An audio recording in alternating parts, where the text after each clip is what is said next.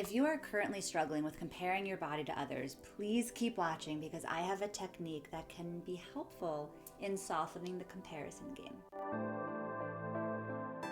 Now, it's quite normal in our society to compare ourselves to others, right? We compare our homes, our cars, our salaries, our bodies, our diets, etc. I mean, that's where the term keeping up with the Joneses came from, right? However, when people are struggling with eating disorders and disordered eating, chronic dieting, the level of comparison, specifically around bodies and food, can create so much mental noise, so much anxiety, depression, that it oftentimes exacerbates the behaviors and the thoughts that drive the disordered eating. And this is one of the reasons why social media can be so problematic and so harmful for so many people, because when you have access to your social media on your phone, you have millions of different bodies that are available at your fingertips for one to compare. And the tricky part about social media is, yes, we know that a lot of the content is edited. There's something different when you're comparing yourself to a celebrity that you know is edited to a friend that you know is edited.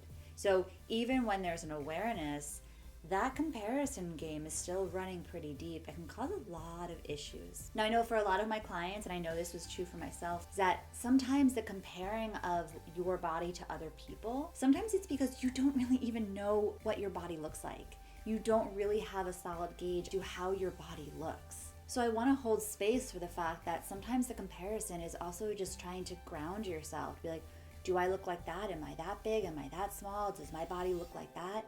It can, yes, create a lot of anxiety. For some people, it also kind of grounds them to give them some sort of anchor as to what do I look like to other people?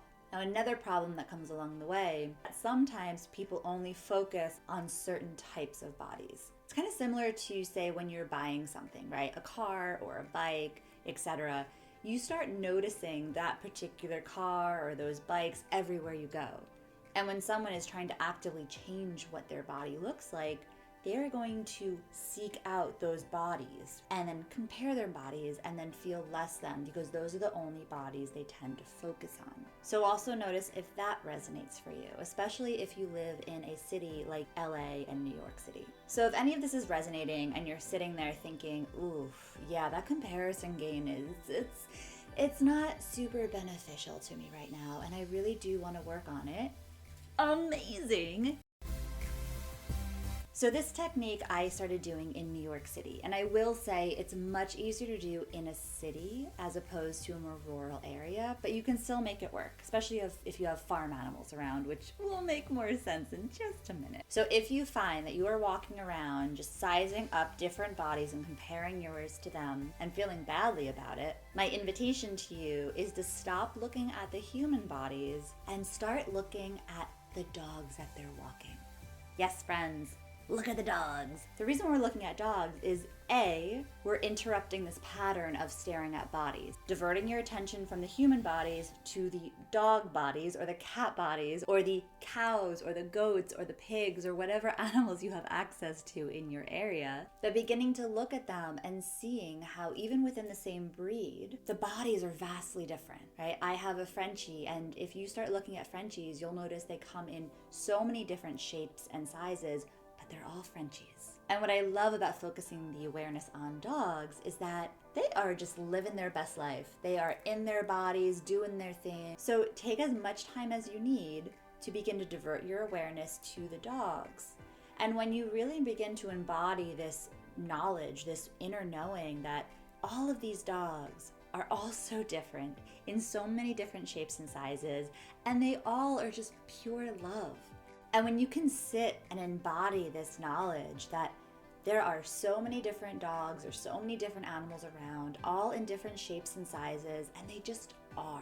You then bring your awareness back to the human bodies and you start realizing there are so many different shapes and sizes out there. And now granted, most people, especially in America, probably have some sort of body image stuff that they're working on. So you can't necessarily look at them through that lens, but you can look at all the bodies and see how many different shapes and sizes there are. And this is especially true if you've only been focusing on a certain type of body. So this is an exercise that I personally use and many of my clients have used to soften the body comparison. And just to review, if you're stuck staring at bodies, comparing yourself to bodies, start looking at dogs. Now, what if you don't live a city and you don't see tons of dogs walking around?